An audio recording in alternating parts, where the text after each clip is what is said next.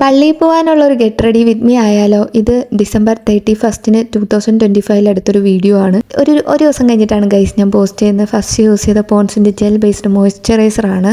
Sunscreen doctor ഷീത്തിൻ്റെ ceramide and vitamin C sunscreen. Of course ഞാൻ always അത് തന്നെയാണ് യൂസ് ചെയ്യുന്നത്.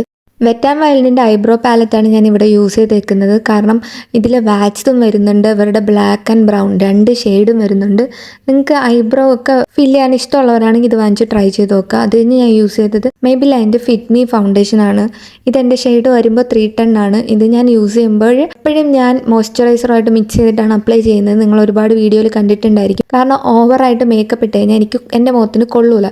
അതുകൊണ്ട് തന്നെ സർട്ടിലായിട്ടുള്ള മേക്കപ്പിന് ഇത് അടിപൊളിയാണ്. ഇങ്ങനെ നിങ്ങൾ ട്രൈ ചെയ്ത് നോക്കുക. ഭയങ്കര പുട്ടിയാണെന്നോ പെയിന്റ് അടിച്ച പോലെ ഉണ്ടെന്നോ ഒന്നും പറയൂ, ആർക്കും തോന്നത്തില്ല ഗൈസ്. പിന്നെ ഇത് ഡോട്ടായിട്ട് ഇട്ട് കൊടുക്കുക. അതിന് കഴുത്തിൽ എക്സ്ട്രാ ഒക്കെ ഉണ്ടെങ്കിൽ കഴുത്തിലൊക്കെ അപ്ലൈ ചെയ്ത് നല്ലപോലെ സ്പ്രെഡ് ചെയ്ത് കൊടുക്കുക. പെട്ടെന്ന് തന്നെ ഇത് അബ്സോർബ് ആവുകയും ചെയ്യും.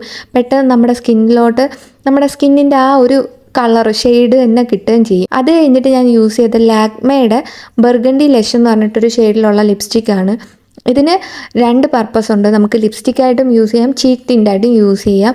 അതുകൊണ്ട് നല്ല പിഗ്മെൻറ്റഡ് ആണ്. പിന്നെ ലിപ്സ് ഒട്ടും തന്നെ ഡ്രൈ ആക്കുകയില്ല. നമ്മുടെ ലിപ്സിന് ഒരു നല്ലൊരു ഭംഗിയായിട്ട് നമ്മുടെ ഫേസിനെ ഒന്ന് കോംപ്ലിമെൻറ്റ് ചെയ്ത് സ്കിൻ ടോണിനെ ഒന്ന് ബ്രൈറ്റൻ ചെയ്യിപ്പിക്കും ഈ ഷെയ്ഡ് എന്ന് പറയുമ്പോൾ.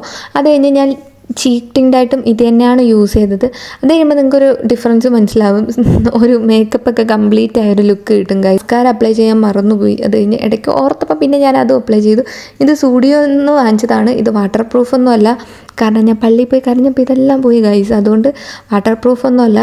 അത് കഴിഞ്ഞിട്ട് മുടി കെട്ടി വെക്കണോ അഴിച്ചിടണോ ഭയങ്കര കൺഫ്യൂഷനായിരുന്നു. എനിക്ക് അഴിച്ചിടണമെന്നായിരുന്നു. ഞാൻ അഴിച്ചിട്ട് ഇറങ്ങാൻ പോയപ്പോൾ അമ്മ വഴക്കുറഞ്ഞു ഗൈസ്. അതുകൊണ്ട് ഞാൻ പിന്നെ കെട്ടി വെച്ചിട്ടാണ് പോയത്.